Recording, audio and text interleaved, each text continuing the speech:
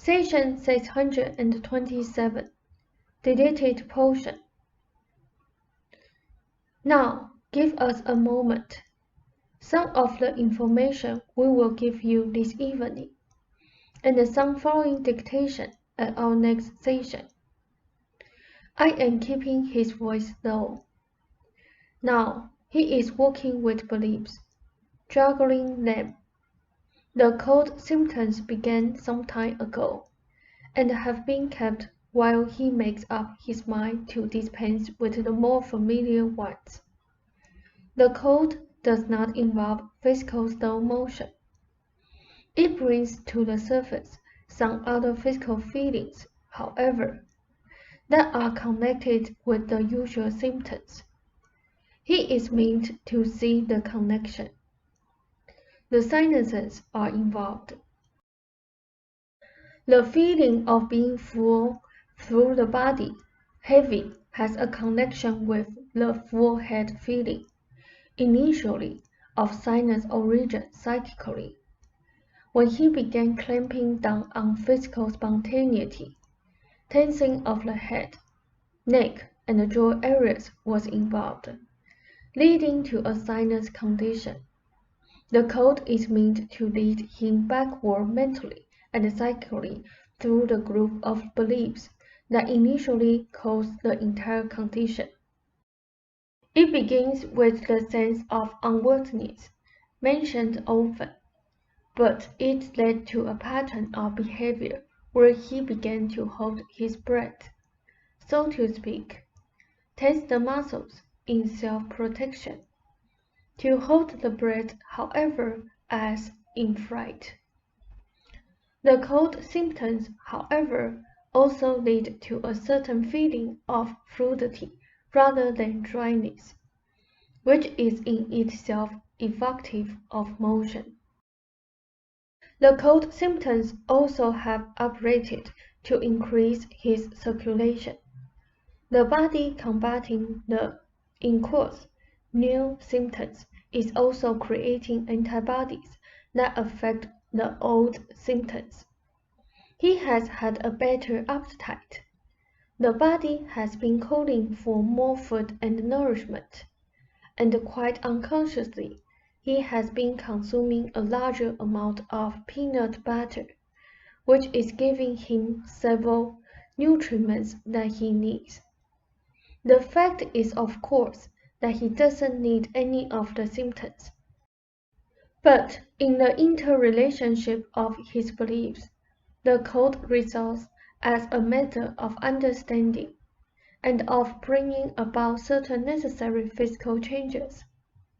It began, the cold, after Ilner showed such pleasure with rich bed. In Rupert's past, a cold was the one quite acceptable symptom in childhood of escape, for example. Intuitively, he began to understand the physical connections between that kind of cold and the sinus involvement, and his condition. Rob noted gestures to include the whole body. They said a cold is something that comes and goes, and is not permanent, and he is to see his other symptoms in that same light, not as he saw them earlier, as a permanent-like situation. He quite understands how in childhood he adopted colds and discarded them, and is to see then the other symptoms in the same light.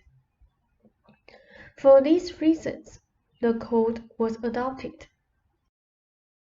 He needed to see how he himself, in a relatively harmless incident in miniature, so to speak, could create such conditions as the cold, and in growing out of it see how he can grow out of the other symptoms. Or, then, a lesson in the nature of beliefs as he applies them to his own body and behavior, a test case. I will give myself this and get rid of it, and then apply what I have learned to this other situation that has been bothering me, and tell him these ideas have been very near ordinary consciousness.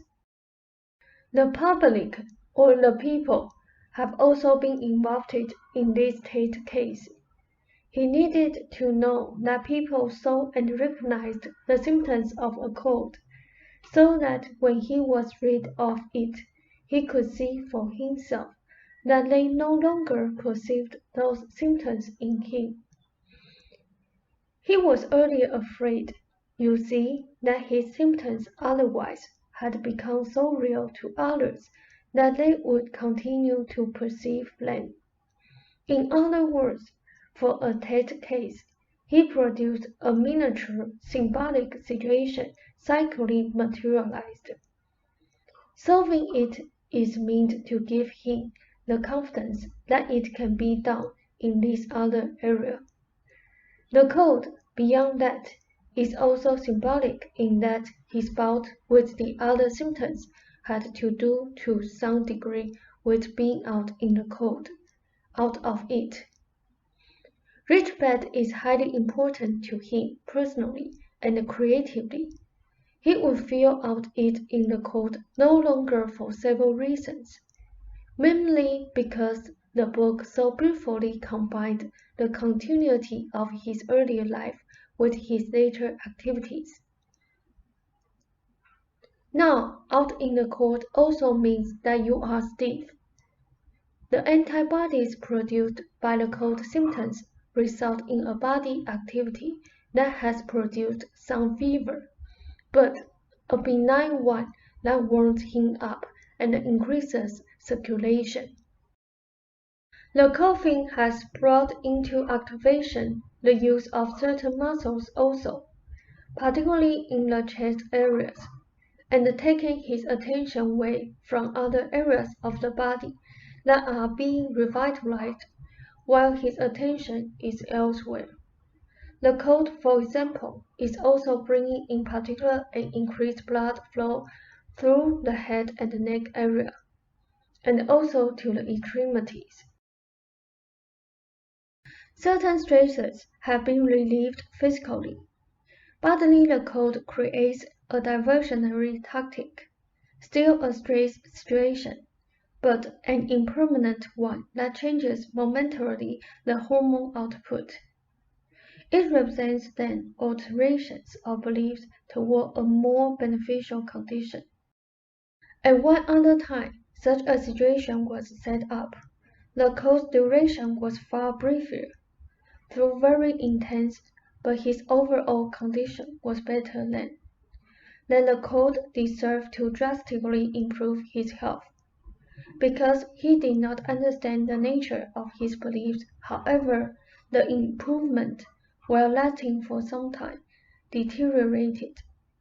This time the body's overall condition, using the method adopted, required a longer period of such stress transformation, and so the cold condition has been of longer duration.